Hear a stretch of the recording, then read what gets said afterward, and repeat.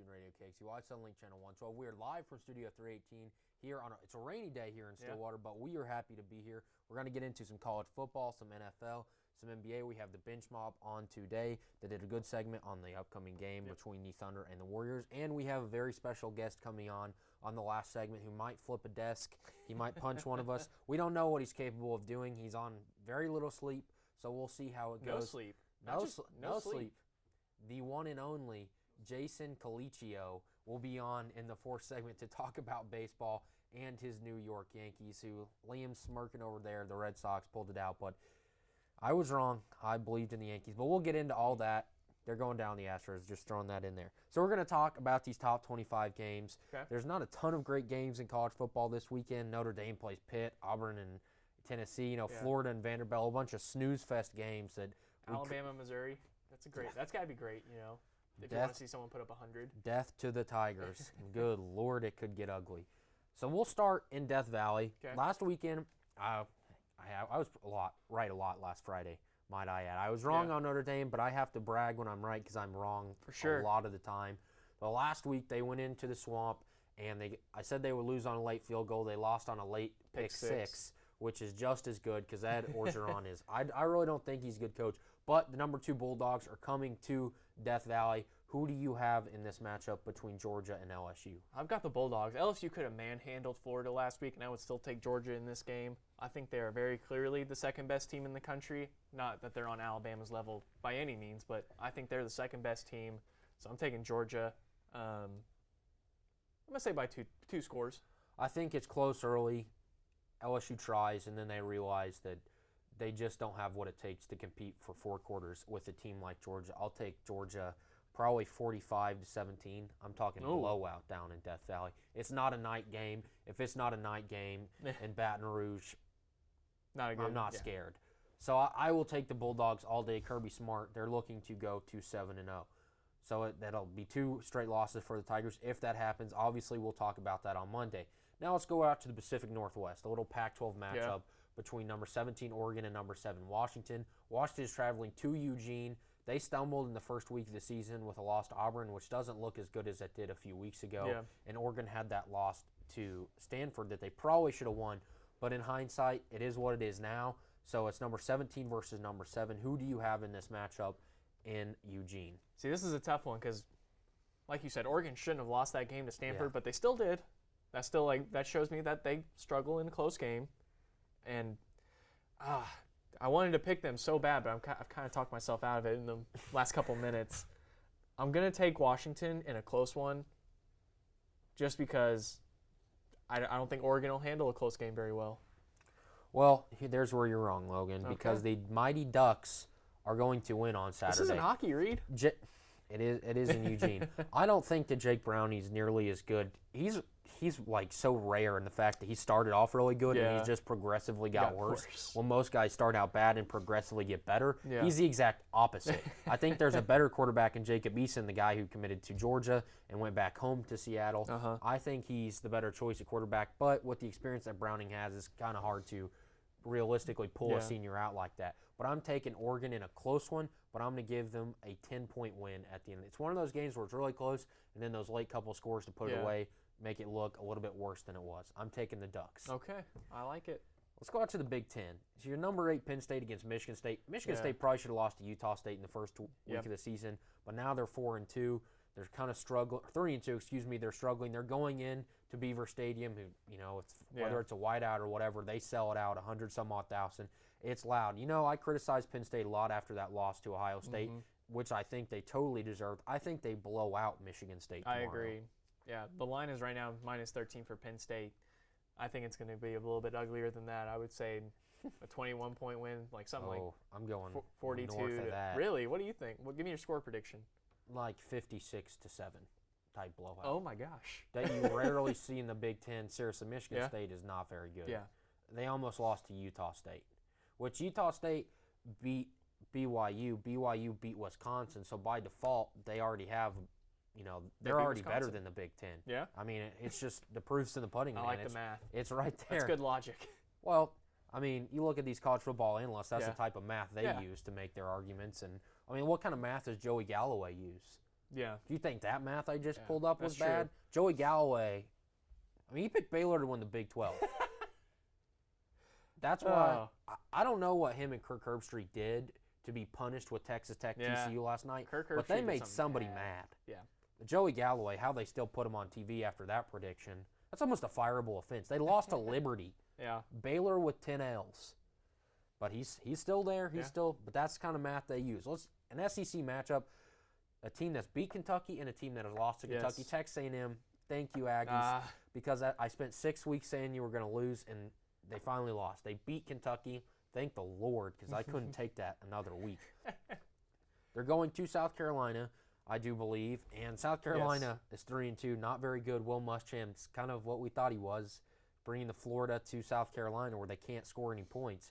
I think Jimbo Fisher beats I agree. Beats South Carolina pretty easily. Yeah.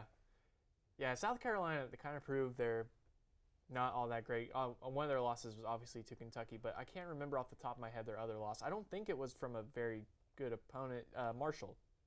They lost to Marshall. South Carolina lost to Marshall? Yeah. What was the score?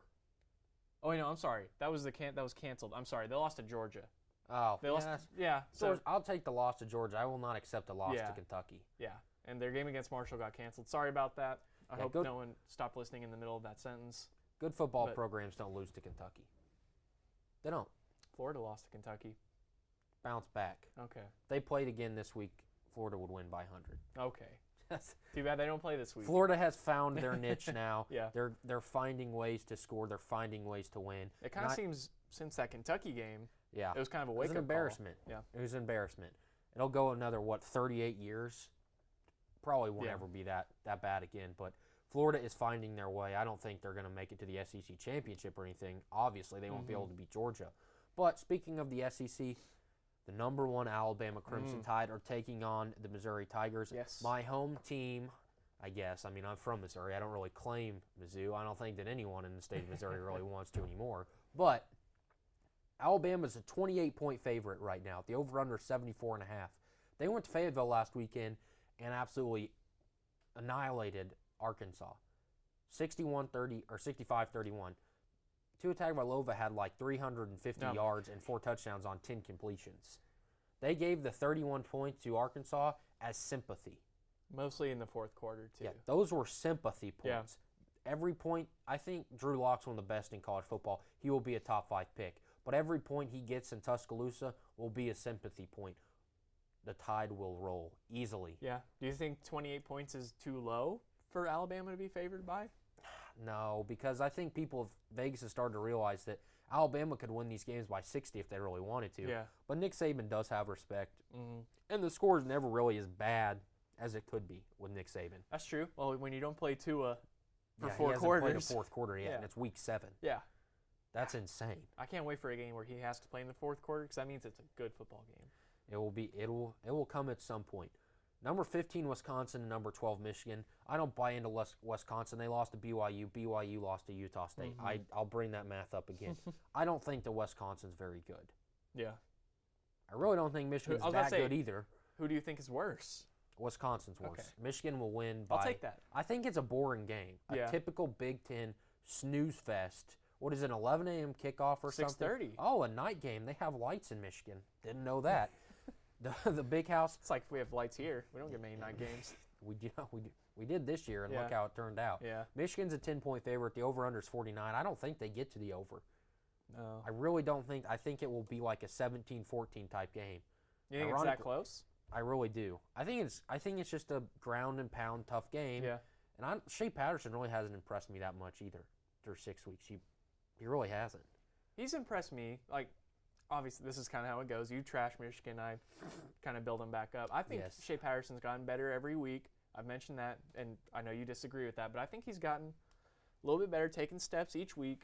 And I don't know if he's going to get better this week, but I hope he does. I hope it's not as close as you're saying. I hope Michigan wins by the 10, at least that they're predicted to win by.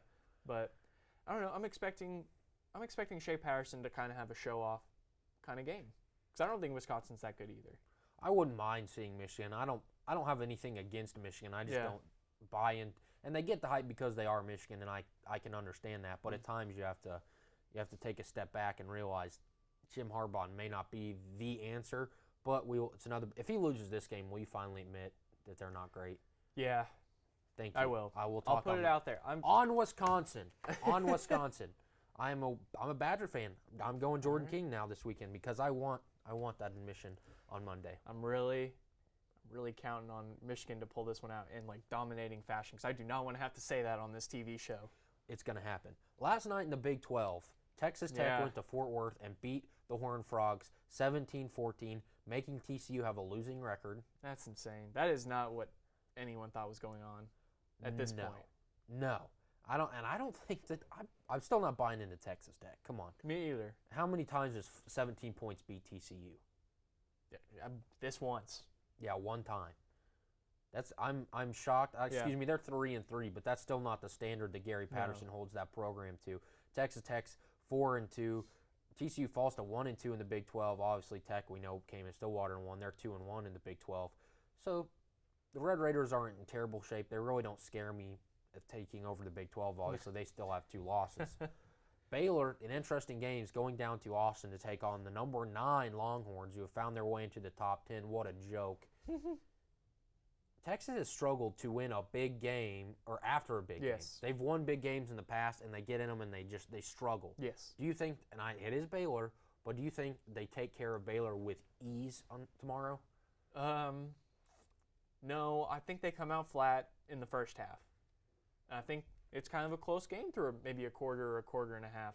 But definitely by at least after halftime, Texas is going to wake up and be like, oh, yeah, we just beat OU. We can beat these Baylor Bears. It's Baylor.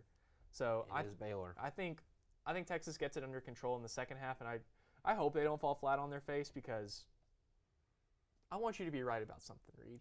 It will be nice to be right about something. I want Texas to win the Big 12 for you. Well, I don't want Texas to win the Big 12, but I would certainly like to see it over OU. Yeah.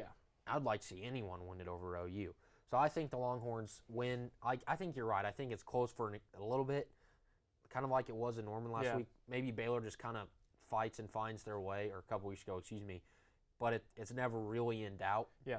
I think that's the type of game it'll be for the Longhorns.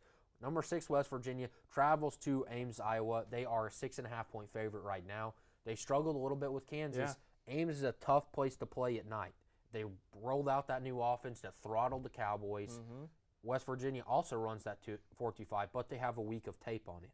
Who wins in Ames Saturday night? I think West Virginia does. I'm expecting West Virginia to blow a big game. I don't think this is the game they blow. And I think Will Greer's going to be like in his head, like, man, I threw 3 picks in the red zone last week. I can't do against that this Kansas. week. Yeah, against Kansas. I can't let that happen for 2 weeks in a row. I think he's going to take really good care of the football, and I think West Virginia is going to have no trouble scoring. And I think Iowa State, because I believe after Texas Tech came in and started their freshman quarterback, they kind of had a little bit of a bad game after that. Yeah, against West Virginia. Yeah, and I'm expecting kind of the same thing from Iowa State. They break their big streak here. I don't know if that's an emotional win, you'd say, or along those lines, but I think Iowa State's not going to be the team we saw last week. Yeah, I think that the West Virginia walks in, and Ames is a really tough place to play at night, but I think West Virginia dominates. After a week of Brock Purdy, and they also run that 4-2-5, Dana Holgorsen isn't going to lose this game. I think West Virginia wins, and they win big. We have a minute left here. Oklahoma State and Kansas State. They're traveling to Manhattan in the morning really quickly. Yes. Do the Cowboys have enough to beat Kansas State tomorrow? Yes, they do. And I hope the O-line's going to play up to par. And Taylor Cornelius has played really well. You've mentioned that. I think he's going to be able to have a really good game, and we're going to take care of Kansas State. Well, I think you're right. I think that the offense is going to find its groove tomorrow. I think the offensive line improves. I'm going to be optimistic about the Cowboys. I think that they throttle the Wildcats tomorrow. An easy victory. Hopefully. Hopefully it's a big game for both programs. We'll be right back on One-on-One OG2 Radio KXUI Suddenlink Channel 112.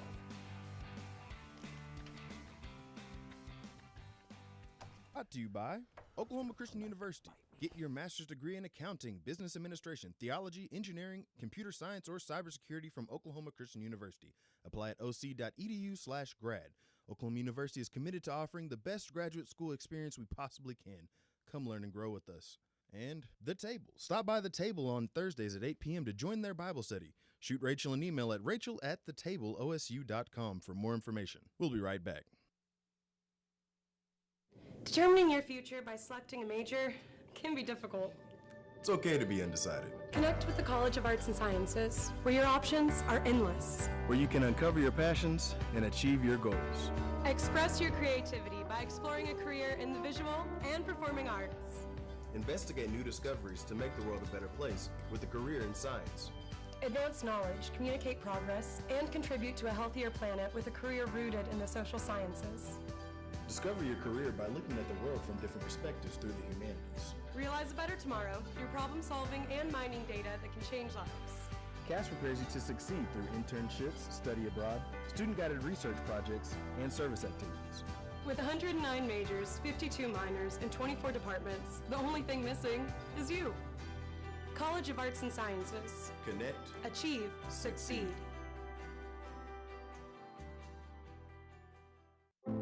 When you have a team of physicians and nurses that really truly care about their patients, that translates into patient care. It's a small practice, it's a small town. Everybody really takes that time to put the patient first. Everybody cares what's happening to me and that I'm making progress and I'm gaining my freedom back and my mobility back. This patient is saying thank you.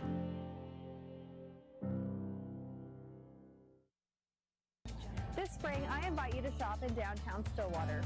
Downtown Stillwater is home to locally owned shops, boutiques, eateries, and dependable professionals that you can trust. Find the perfect gift for your graduate, have a delicious meal with mom, or just stop in to enjoy great spring savings. By creating a demand for local goods and services, you can ensure a place for the local businesses that help give our community character and keep it unique. On behalf of Downtown Stillwater, thank you for shopping local.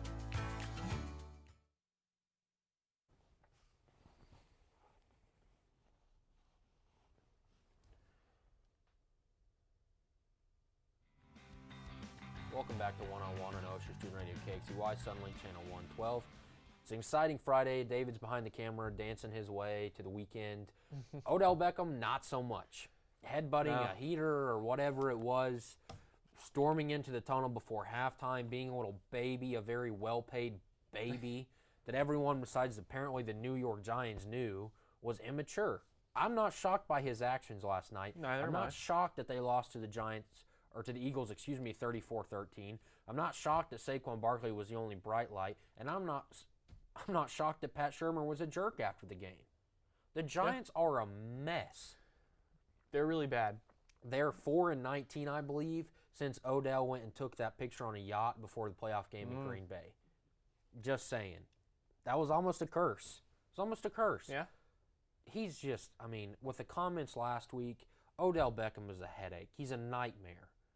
But that's normal for a wide receiver. Do wide receivers propose to a net and take cheap shots at Josh Norman and headbutt a heater and throw things, and they look like a 4-year-old who got kicked out of Toys R Us. He's a joke. He's not professional at all, and he's a well-paid.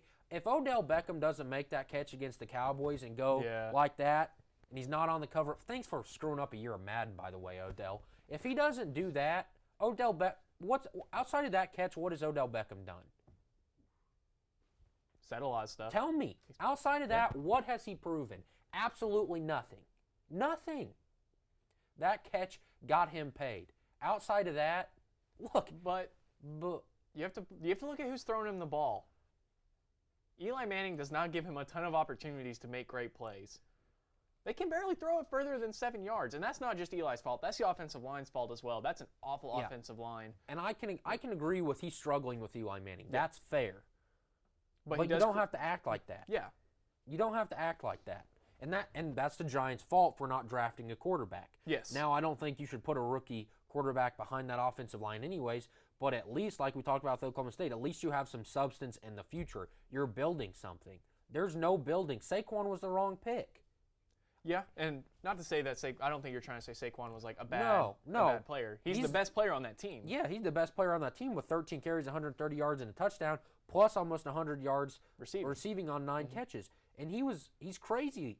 I mean, he's got tree trunks for legs. He runs through everything. He's like, when I say he's like Barry Sanders, don't get me wrong, he's not Barry Sanders, but the moves that he makes are Barry Sanders-esque. Okay, so pump the brakes, OSU fans. He's kind of like Barry Sanders. But, I mean, You don't win Super Bowls No. with running backs. No running back leads you to a Super Bowl. You win Super Bowls with Peyton Manning and Tom Brady, Joe Montana. And the Giants, apparently, are the only ones who don't know that.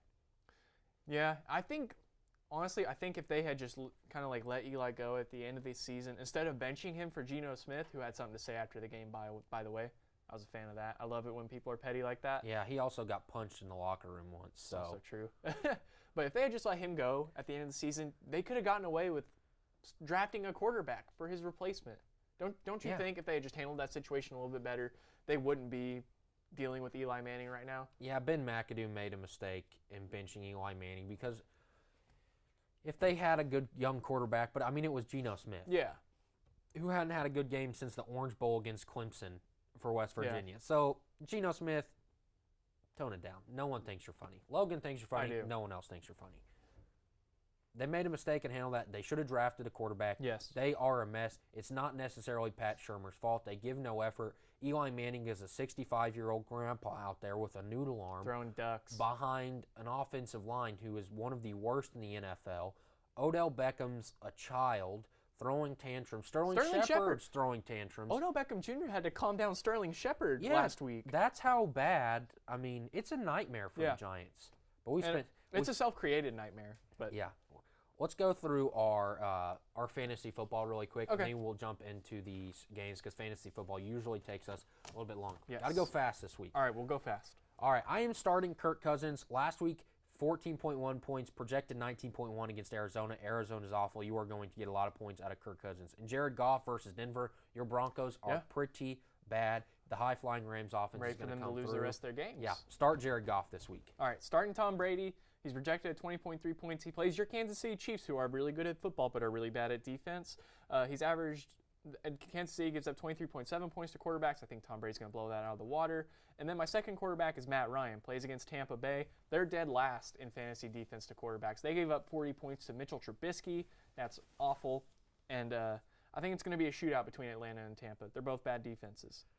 Yeah, so running backs, I'm going to start Todd Gurley against your Denver Broncos. Yeah. I think everyone has a big day in Denver besides the Broncos.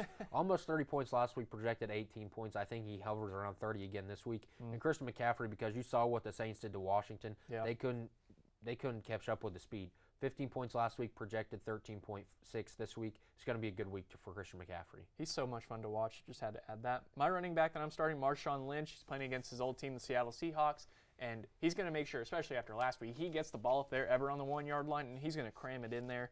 He's projected 12.5 points. It's definitely a revenge game for him. And Seattle gives up about 20 points, fantasy points per game to running back, so look for Marshawn to have a good game. And then the second guy, James White, plays your Chiefs. He's on the Patriots. He's not going to run the ball everywhere, but he's a good receiving target, and especially if you're in a PPR league, play James White. Oh, so sorry. Yeah, sorry, that was my last one. Okay, so wide receiver, Tyreek Hill. I think he's going to have a big game in New England. Last week, 8.7s against Jalen Ramsey. 10.8 projected this week. I think he breaks that ceiling. And Brandon Cooks because, like I said, Denver is awful. 0 points last week, and that's dependent on if he plays, if he clears concussion protocol. So that's a 50-50 shot. And I have another guy who's kind of dependent on if he clears concussion protocol, and that's Cooper Kupp for the Rams. He's caught a touchdown in every game since week 2, and I think he had 2 touchdowns a couple weeks ago. And Denver secondary is not the no-fly zone anymore, guys. It's hard for me to say, but start Cooper Kupp. And then Jarvis Landry, only projected at 11.1 points. He hasn't had a really good game since week 3, and the Chargers give up a lot of fantasy points to wide receivers. So look for Jarvis Landry. I think he gets 30% of the targets of all of Cleveland's receivers, so start Jarvis Landry. Cameron Brate against Atlanta because the Falcons are a joke, an absolute joke. 0 points last week, projected 15.9. I think he hovers around 15, which is pretty big for a tight end. And Jimmy Graham against San Francisco because San Francisco might pull the Broncos card and they might start tanking. Actually, I don't even know if they're trying to tank. They're just bad. I think, They're just really bad. I think he has a big week with Aaron Rodgers on Monday Night Football against the 49ers. Is that your last tight end? Yes. Okay. My first tight end is Travis Kelce, going up against the New England Patriots. The Patriots' defense isn't as great as it used to be. He's projected at 11.4 points. Him and Mahomes haven't really connected yet, but I feel like that he has his first huge monster game where he has 100 yards and a touchdown, something like that. Look for Travis Kelce to have a big week. And then the other guy on the other team, Rob Gronkowski.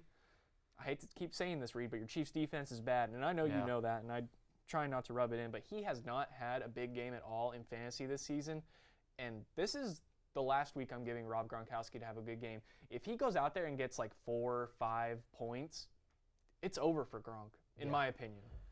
That is a bold prediction. So we'll get into who we're sitting. I'm sitting Alex Smith against Carolina because he was awful against, and you know how much I like Alex Smith. Yes. But Jay Gruden is not a good football coach. Alex Smith is struggling. Andy Reid kind of brought Alex Smith up a level. It's coming back down. He's projected 17.9. I think he makes a couple more mistakes. I don't think they get anything going. And Case Keenum against the Rams. Wade Phillips is coming in. He's going to make the Broncos pay for not treating him quite right when he left. Case Keenum has an awful day and throws a lot of interceptions on Sunday. Well, hopefully he doesn't throw the ball a lot. Hopefully we just run it. But my first sit is Dak Prescott, projected 13.5 points. The only real note I have on this is he plays Jacksonville, and they have awful receivers, and he's not going to be able to throw the ball or even stay on his feet most of the game, I don't think. Then my second guy is Andrew Luck, 16.9 points. It's not necessarily about how he can't throw a deep ball anymore. It's more about the weapons he has or doesn't have this week. T.Y. Hilton is doubtful, and Eric Ebron is questionable, I believe. So if Luck doesn't have those guys, he can't have a good game no matter what. I'm going to sit David Johnson and Adrian Peterson much for the same reason. They're playing on bad teams. They're playing against superior defenses. They're not going to be able to get things going. David Johnson projected 12.3. Adrian Peterson projected 11.3. I think they both go way under their projections and have pretty slow days on the ground. I'm going with Kenyon Drake. I don't think Miami, after that hot start, I don't think they're going to be in a lot of games, so to speak, so I don't think they're going to have a lot of opportunities to run the ball, especially this week. They play Chicago. And then I'm sitting TJ Yeldon. He's projected 12.2, and I know they're playing Dallas, and Dallas's defense has kind of been ravaged, but I believe they get Sean Lee back, and I think that's going to make a big difference in the run game. Yeah, and I want to sit Juju Smith-Schuster against Cincinnati because it's a weird reason, but I think Antonio Brown's going to get the bulk of the catches on Sunday. And Cincinnati has a pretty good defense, so I think when they do go to throw, it's going to be to Antonio Brown. I think that Juju Smith-Schuster has a pretty low-scoring day. He's projected 10.9, which isn't great anyways. Yeah. He might hit that, but he's not going to win you anything. And Kenny Stills against Chicago. For much that same way, they may have to throw, but I have no faith against Khalil Mack in that Bears defense. He's projected 7 points after a 1.7 point performance last week. I don't think it's a good day for Kenny Stills. Yeah, and I hate to say this, but I'm sitting Stephon Diggs, projected 9.9 points per game. It's kind of the same reason you're talking about Juju Smith-Schuster. I think Adam Thielen has emerged as the definite top wide receiver, one of the best, top 5 in the league probably. I think they're going to throw to him a lot. And Arizona doesn't allow a lot of fantasy points to wide receivers, only 16.9 per game. And Adam Thielen, like I said, has clearly emerged as the best target. And then the second guy is John Brown. Not necessarily because I don't like John Brown. I think John Brown has insane speed and he's a great deep threat. But I don't trust Joe Flacco. And I know Kenny's not going to like that upstairs, but I just think Joe Flacco's kind of magical run he's had this year is over. So sit John Brown. Really, so we can get in a couple games here. I'm setting Antonio Gates and Jared Cook as my tight ends. And I'm sitting Kyle Rudolph and Mark Andrews. All right, it's time to get in the games that we want to talk about. Let's do it. Really quickly, we have a minute here. Steelers at Bengals. I think I went Steelers. Yeah, I'm taking the Steelers as well. I know, I took the Bengals. I picked the Bengals. Bad pick, bad pick. We'll see. There you go. You did take the Bengals. Chargers at Browns. We're both taking the Chargers. We're not buying into that Baker hype here in Stillwater. Never have, never will. Bears at Dolphins. Khalil Mack has a big day, taking Ryan Tannehill down. Yeah, I agree. Jags at Cowboys. We're both taking the Jags to bounce back. That might be a bad game of worst quarterbacks. It's going to be an ugly game. Yeah. That's for sure. Ravens at Titans. I'm taking the Ravens. I'm banking on Jay Flacco. Good Lord, that's how much he means to people, football fans. Joe Flacco has a big day against Tennessee. I think Joe Flacco's runs over. I'm taking the Titans. Taking Mariota. Okay, Chiefs at Patriots. You know I'm taking the Patriots. Reed, I had to pick against your Chiefs. I feel bad, but I think the Patriots are going to hand the Chiefs their first L. This is the first week where I really don't think the Chiefs are going to have enough to win. They as bad as their defense is, they're really injured, so it just got worse. They're going to have New England found their stride. It's October, so it's going to be tough to go into Foxborough and win. So we're right back after a quick break. You're watching One on One on Ocean Studio KXUI Suddenlink Channel 112. Credit Union. Visit facebook.com/TinkerFCU. While you're there for your family, we're there for you. Tinker Federal Credit Union. And OSU Communications. Not sure where to park? OSU Communications has got you covered with parking tips and bus schedule information. We'll be right back.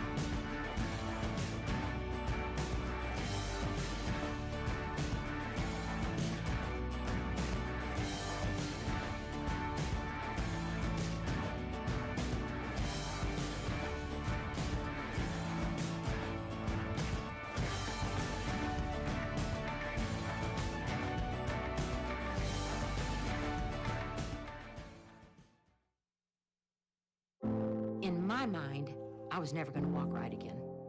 Before we were through, we had walked 23 steps.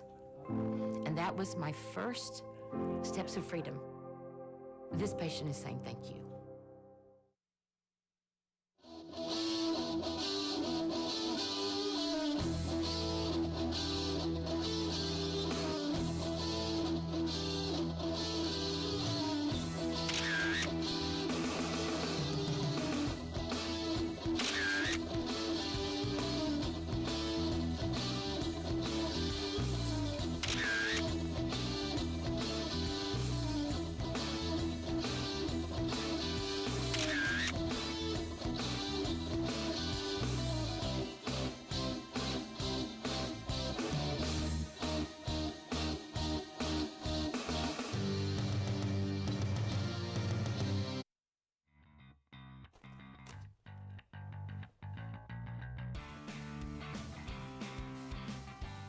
Welcome back to One-on-One on OSU Student Radio, KQI, Suddenly Channel 112. We are live from Studio 318 here on a chilly, rainy Friday, not even Saturday. We're losing track of days here in Stillwater, but it's time to talk about your favorite thing, Logan. Yes. The NBA, and we're going to start with the biggest news that has been the biggest news for the last 3 weeks. Jimmy Butler is... It's getting out of control. Now it's reached a new level because Kevin Garnett came out and called... both the Timberwolves and Jimmy Butler a little delusional. Which he can figure out, but if they weren't a little delusional in the first place, he never would have won a ring. So maybe he should think about that just a little bit.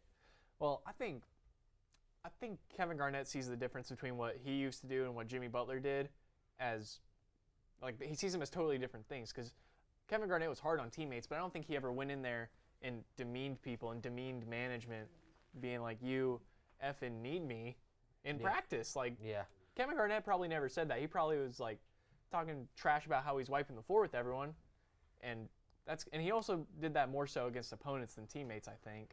But I think he just sees this whole thing as kind of a mess, and he would know. He spent a lot of time in Minnesota. So Jimmy Butler, he's not there for the final preseason game. No. Is that a little hint that he is going to be traded? Do you think something's close, or do you think? I mean, because like you said, we talked about last night, he can't sit out. He's going to have to be there. I think he'll sit out the preseason, but I think whenever the regular season starts, he's still on the team. I think he's there till February. I think Tom Thibodeau blew all chances of getting rid of him before the season started. I think he's there till February at the trade deadline. And I don't think it matters that he's not there in the preseason, which is unfortunate that he's not there at all because he's obviously causing a distraction. That's all that they were asked about was, why isn't Jimmy here? What was practice like the other day? And that's just a distraction. I don't care if Jimmy thinks it's to encourage guys or what. It's a distraction that's unnecessary if you're trying to win. And that's what Jimmy Butler says. And I don't even know if I believe that. Because you remember his original list, right? Yeah. Brooklyn, the Clippers, the Knicks. When was the last time the Knicks won anything? I'm sorry, Jason, if you're still in here. But the Knicks have been awful for 20 years. And the Nets have never been relevant for anything except for when Jason Kidd drugged them to the finals twice. And the Clippers are the Clippers. No one even wants them in LA. We've talked about moving them to Seattle numerous times. And I don't know how you can make that list in a serious manner and then be like, I'm all about winning. And, a lot of stuff has come out about whenever Jimmy was on that 2016 Olympics team and how he didn't get along with hardly anyone on the team. And there were guys like DeMarcus Cousins on that team, Kyrie Irving. A lot of big egos were on that team, Draymond Green. And Jimmy stuck out like a sore thumb because of how people thought of him. Yeah, that's not a good look if you're Jimmy Butler. I don't know why he wanted to be traded to the Nets and the Clippers. I mean, you might as well just play for the Lynx if you want to be on the second team in the state. I mean, go play. Who cares? Jimmy Butler's a nightmare. But I love that he went into practice and challenged him. If he would have challenged and lost, this wouldn't be a story. But he went in and challenged him and dominated Karl Anthony Towns and Andrew Wiggins. I love that. If you're those guys, that has to be a wake-up call. It's an embarrassment. With Andrew Wiggins, I don't know that it ever will be. I don't know if Andrew Wiggins has the heart to do that, but I have a different view of Karl Anthony Towns. I think Karl Anthony Towns is, I don't know if it's going to translate this season, but I think he's going to start working a lot harder in the offseason all the time. I'm hoping he sees this as a grow-up kind of moment. Yeah.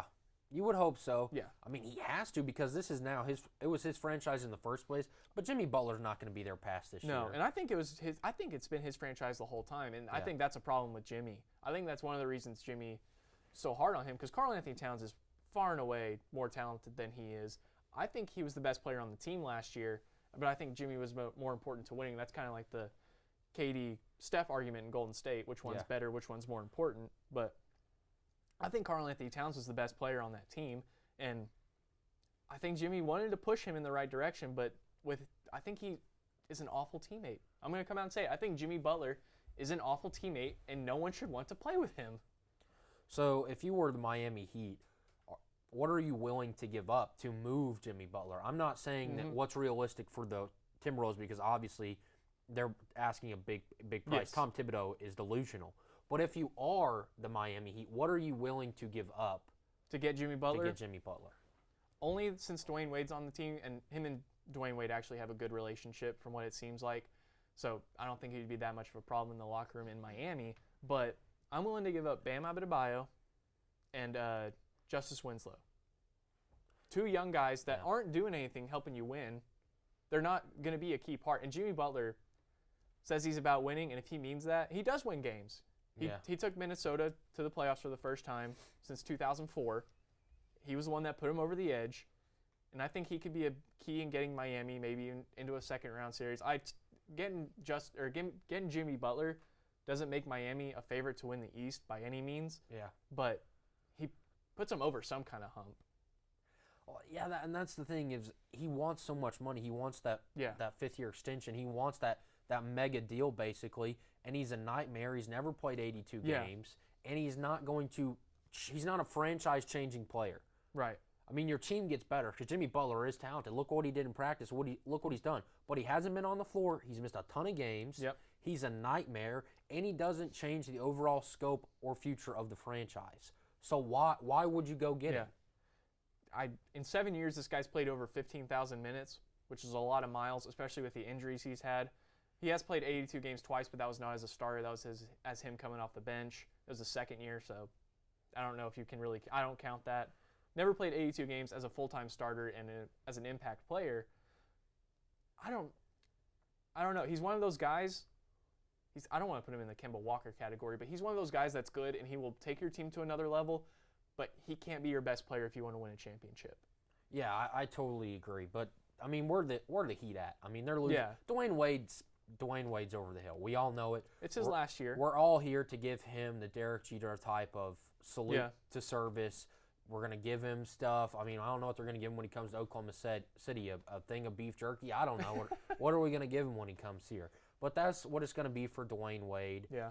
It's going to be a headache, but Kobe-type stuff is what we're going to get for Dwayne Wade. He's not Kobe, and he doesn't deserve the Kobe thing, but he is probably a little bit he's not Kobe. No, he's not, but he deserves it. He's the third best shooting guard of all time. But he's not Kobe. He's right below Kobe. It's Michael Jordan, Kobe, Dwayne Wade for shooting guards all time. I'd say Dwayne Wade probably rappels down the mountain for a little bit before he gets to third place. I don't think he's that close to Kobe. Mamba had the killer mentality. I've never seen the killer mentality in Dwayne Wade before his knees broke down in front of him. Oh, watch that 2006 finals. That dude was a killer. 2006. Basically 2004 or 5. up until LeBron showed up and he started to get injured, Dwayne Wade was a baller. I think he will be remembered as the third best shooting guard of all time. I think I could classify that as a hot take, but we'll get into that another day. We have a lot of time to talk about NBA once football season's over, but the season does start, and Dirk Nowitzki is not going to be starting with it. Unfortunately, he's going to miss a couple weeks with an injury. I don't think that matters for the Mavs as far as winning games, because he's not going to start for them anyway. He's already accepted a bench role, but as long as he's with them, I think that's the biggest impact Dirk will have this season. Is just being around those young guys, being around Luka Doncic and teaching him how the game works. Because, I mean, what better way to learn how the NBA works if you're a young European guy than from the best guy from Europe ever? Yeah. Well, as I said, Luka Doncic is going to be a bust because of, oh my gosh, number 77. You're really caught up on the number. You can't be successful at number 77. If you're that type of player, don't wear a left tackle number, okay? Why'd you let him have 77? No, what 77 is not cool. It doesn't have to be cool. It's what they gave the kid on the JV team, and they had the 4X jersey, and they ran out of jerseys, and he's the little kid on the end of the bench that's wearing the huge baggy jersey that's 77. That's what 77 is in basketball. Well, when 77 is in a couple of All-Star games in a couple of years, then he'll change to 32 or something. No, he'll be 77 the whole time. Oh. 77's going to hang in the rafters in Dallas. Yeah, one of the Cowboys' left tackles. No. Oh, God. 77 is so bad, Luka Doncic. Why? His game will impress you so much you will forget what number he wears. You'll fall in love with him.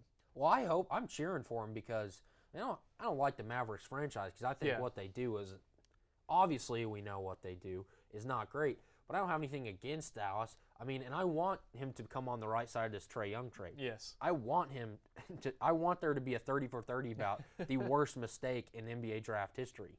And I want it to be this one because I'm petty. Just the way I am. I like it. I like petty. But Russell Westbrook is not cleared, but he is progressing, quote unquote, to say. Roberson is still out.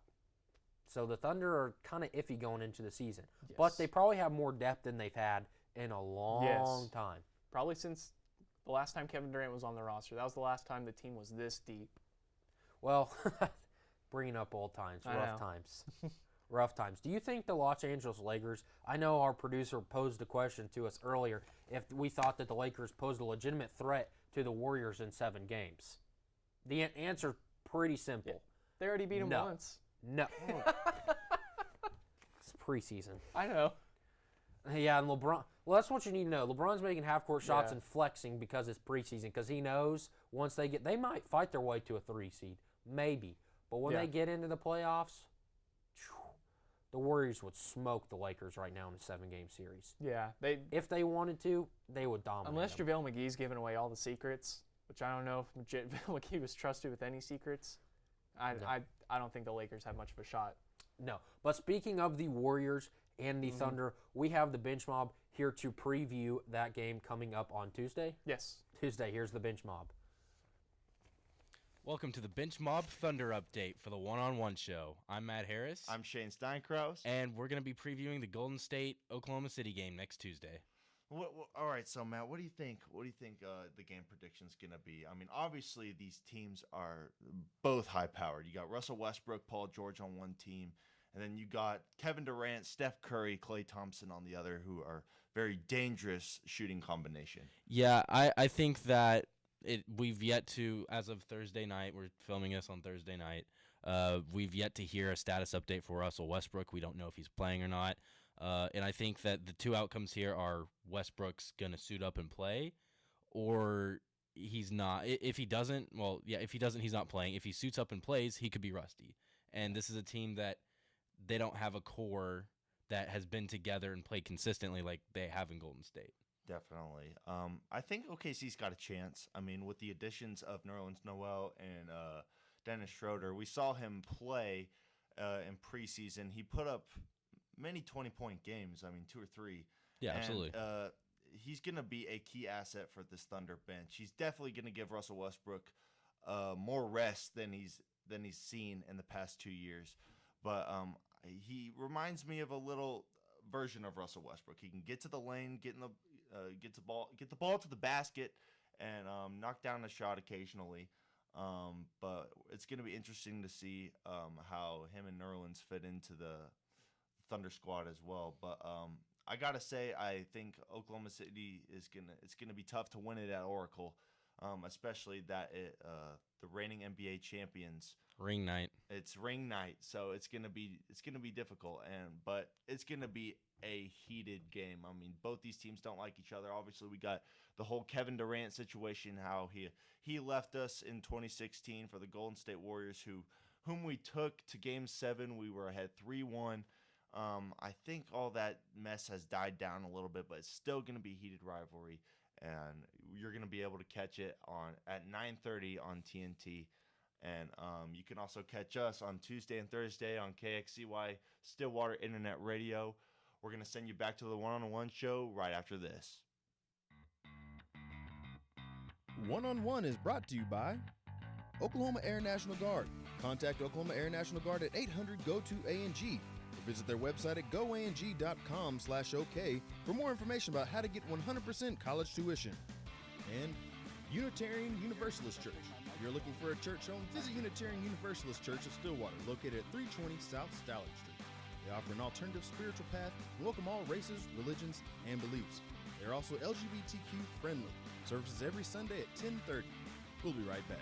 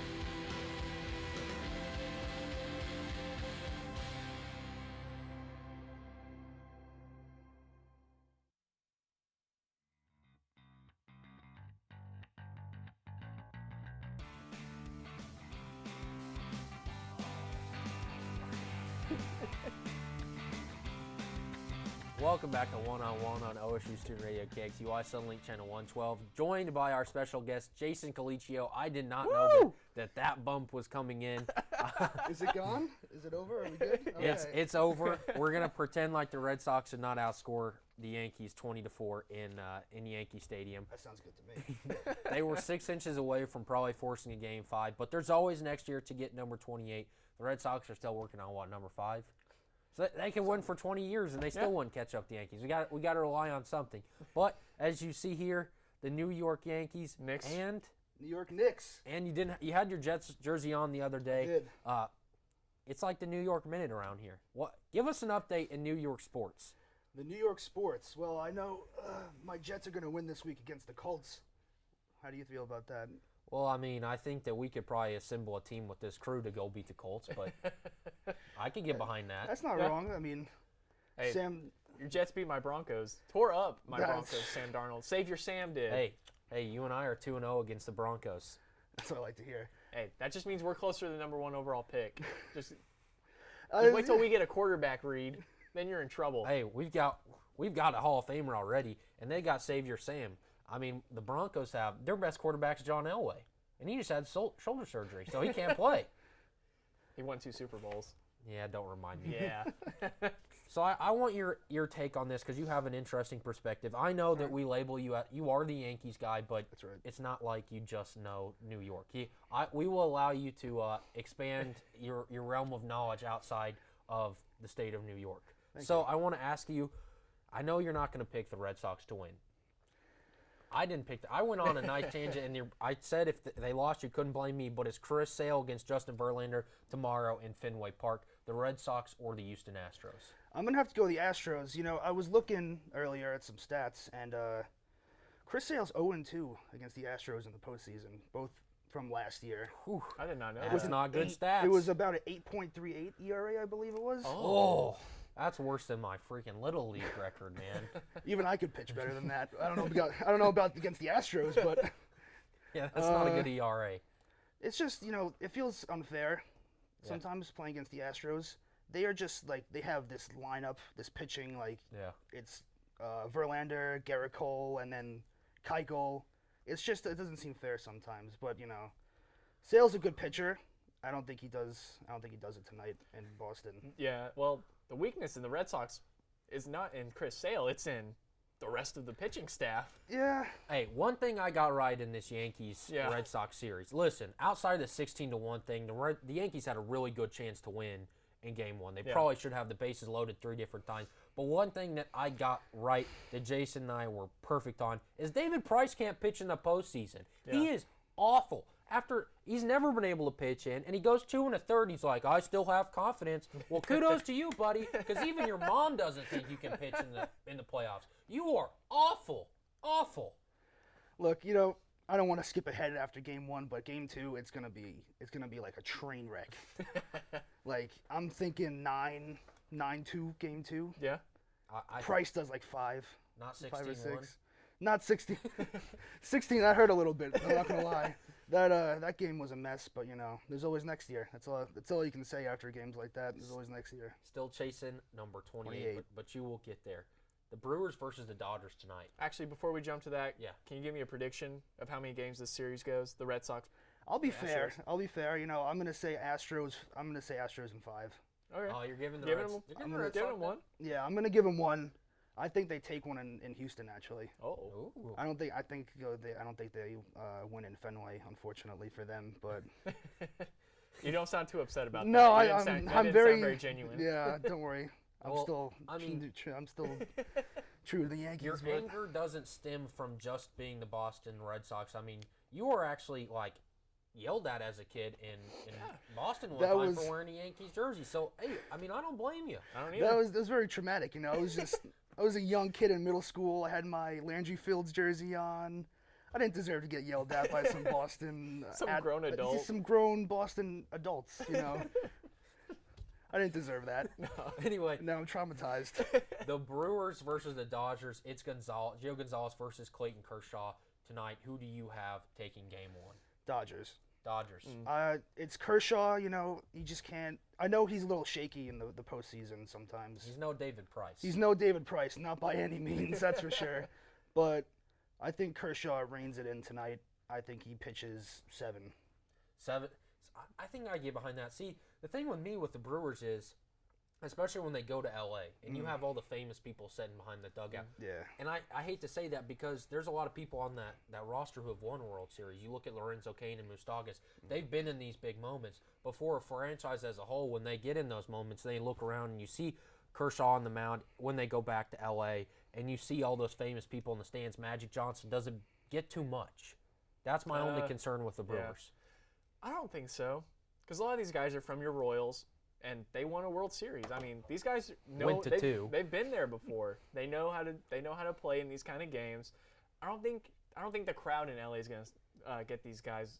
I think what's going to get them is the bats, the Dodgers bats. It's hard to find a weak part in that lineup. Yeah, and that's something that you could say for almost a negative for the Brewers is they've been so good for so long at the plate that it's going to have to wear off at some point. It may not wear off till spring training next year, but at some point they're going to drop off a cliff, and you don't want it to come in the ALCS or the NLCS, excuse me. So I'll take the Dodgers in 6. Okay. I like the Dodgers in 6. I'm gonna say that as well.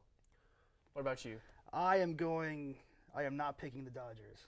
Brewers in 7. I can It's respect that. It's the Brew Crew. I can respect it. So it's the Brewers versus the Astros. We'll have you back on. You're now our baseball analyst for That's what I like to hear. For one-on-one. But we have a couple minutes here, and I want to talk about what's across your chest, the New York Knicks. The Lizard, Kristaps Porzingis, how many games is he going to play? Is Fizdale the answer? I don't think so, because you have Dolan as your owner, and that is literally the worst owner in sports. You know what the best case scenario for the Knicks is? And I'm going to see if you agree with this. All right. James Dolan is too busy playing jazz everywhere. He's going to go play in so many venues, have such a good time with his band. He won't even know the Knicks are playing. That's the best case for the Knicks this year. Sometimes I feel like that is the case. I'm not going to lie. I'm waiting for the day that we just take Dolan and we just throw him out the window. And we just bring in someone who knows what they are doing. Yeah. Because if we – look, we're going to miss the playoffs this year probably. I'm not going to lie. Jason, no. Wow. What happened to the 8th seed? It's just – it's heartbreak every year. I say it every year, 8th seed. I switch up the record. It was 43-39, 8th seed. I don't think that happens. I think we win 30 games. And I don't see any bright. That is so sad. That is the saddest. This is a truly defeated man. James Dolan, you should be ashamed of yourself. James Dolan has offed my spirits. Oh, no. Yes. Oh. Listen, a minute here. The New York Knicks with Fizdale will squeak into that 8th seed. I also said the Yankees were going to I can't win the agree World with that. Series. I don't think they make it. That is my dream. Optimism. Yes. It's my dream. It sounds bad to dream for an 8th seed. Kevin spot. Knox is going to look really good, but you guys are going to miss the playoffs. And then you're going to get a good pick, and you're going to get someone from Duke, and it'll be okay. It'll be okay until next year. Yeah. Preseason is like the best time of year to be a Knicks fan because like nothing's happened yet. And we're good. Yeah. Kinda. This is our first New York Minute segment. We're going to get a nice intro built for you. Thank you, All right. Jason Colicchio, for coming on one-on-one. We appreciate it. Our resident New Yorker. Let us Hey. We'll be back on Monday. Thank you for watching One-on-One on Ocean Student Radio KXUI, Sunlink Channel 112. We will be back on Monday.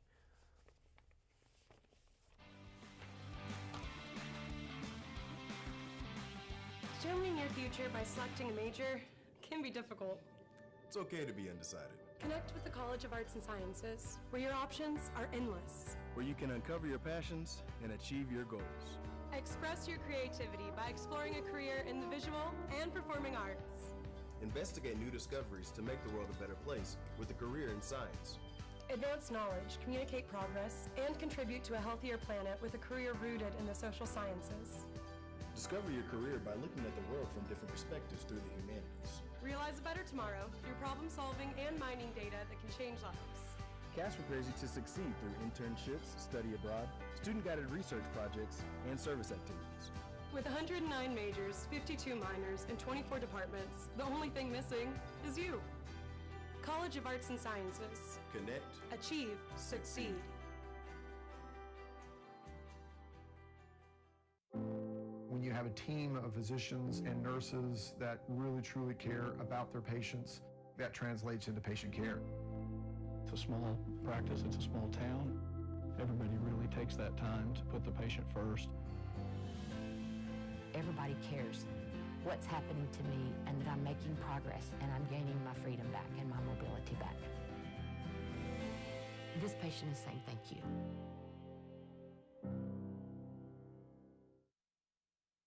This spring, I invite you to shop in downtown Stillwater. Downtown Stillwater is home to locally owned shops, boutiques, eateries, and dependable professionals that you can trust. Find the perfect gift for your graduate, have a delicious meal with mom, or just stop in to enjoy great spring savings.